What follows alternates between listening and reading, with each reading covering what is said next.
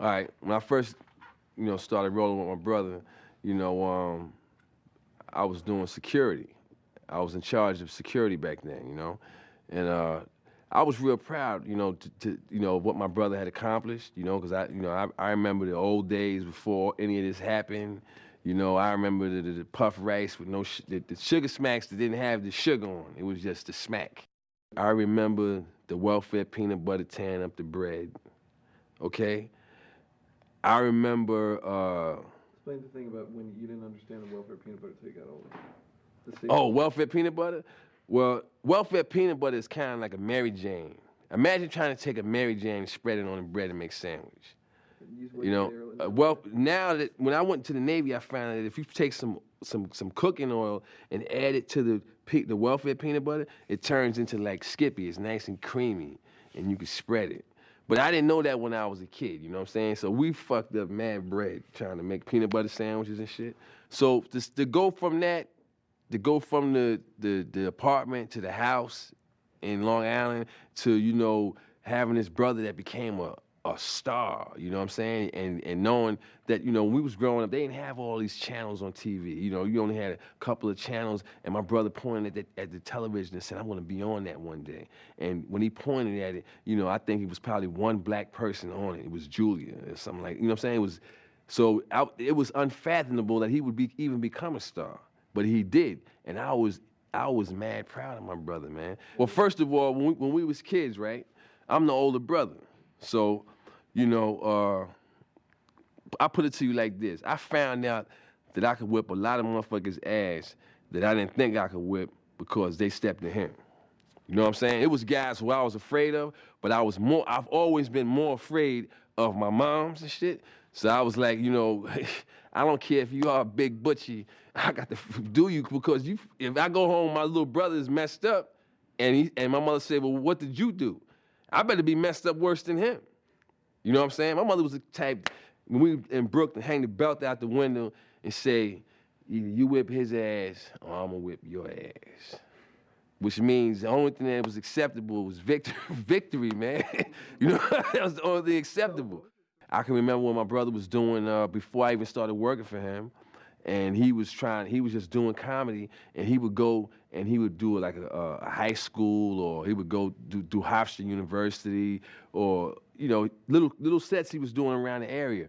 And the ability to go in front of an audience and express yourself and make them laugh, you know what I'm saying?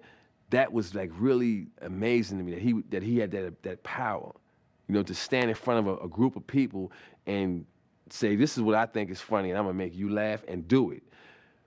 But because he was so good at it and I was so proud of him, I was like if you didn't laugh, I was real emotional. I probably would fuck you up for not laughing. That's how I felt. Because I felt that everybody should be laughing because I thought it was funny. You know what I'm saying? Everybody else is laughing. But there's always that one hater, that one person that's not going to go with the flow, that's going to try to throw an egg on the show and all that. And I would always react to that person. When I started working for my brother, as security, that was the reason that ultimately led to me not being able to perform that task for him anymore, because I was the hothead security guard.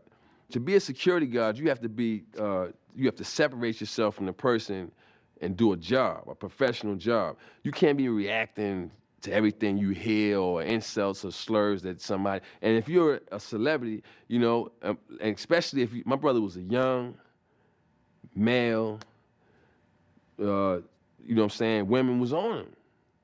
I mean, I remember walking through the club, man. We used to go in the club and drain it. He used to drain the club, man. Just walk in and go like this, do a lap, walk out. All the girls in the club would leave wherever he was going. You know what I'm saying?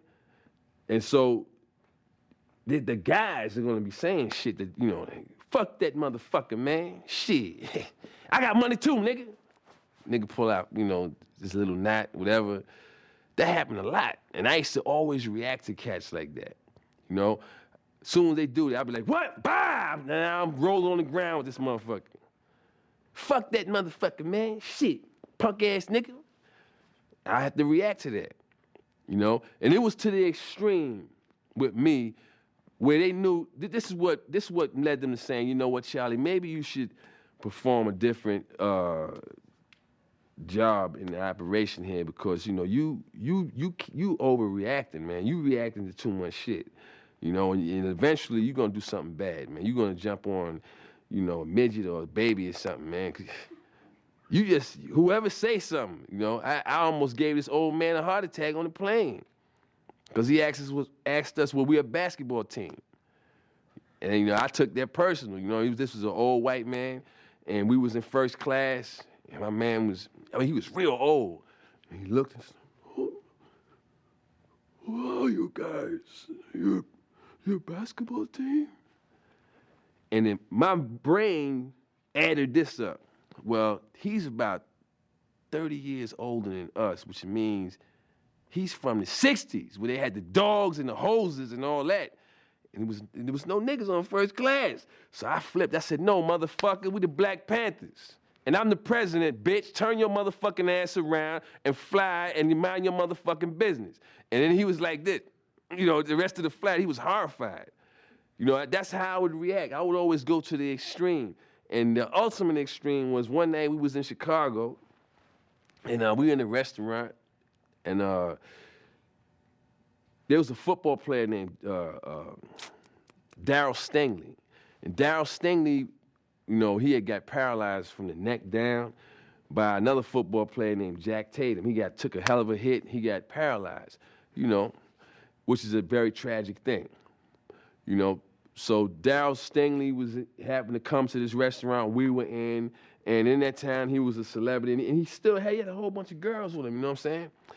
But my brother was in there with the tight leather on and all that. Daryl Stingley, you know what I'm saying? He couldn't move, man. You know what I'm saying? He's over here. So let me give you an idea of what was going on, man. We at our table chilling, right? Now the girls with Stingley, they was paying a little bit too much attention to my brother. So we didn't call it hating back then. When Stingley started hating, man, the motherfucker, he's like this. Fuck Eddie Murphy. Fuck that punk ass nigga. Shit. I got money. The fuck y'all keep looking at this nigga for? Fuck him. Fuck buckwheat. Niggas corny anyway. I don't like Beverly Hills Cop. It's going on and on and on and on. Loud, man, like the whole restaurant could hear it. No one is saying anything to Daryl because, as a culture, as a society, it's kind of wrong to step to this guy. But like I told you, man, I make my own rules, man. Fuck that, man.